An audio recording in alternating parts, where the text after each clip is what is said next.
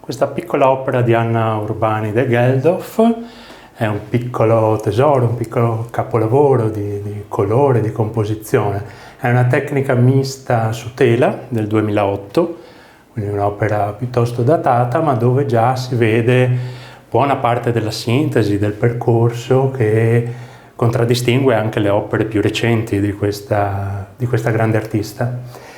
L'opera si intitola Folla, effettivamente una composizione piuttosto affollata di segni, di colori, di macchie, di gesti, e risulta nel complesso comunque coerente, equilibrata, poetica, come sempre sono le opere di questo grande maestro.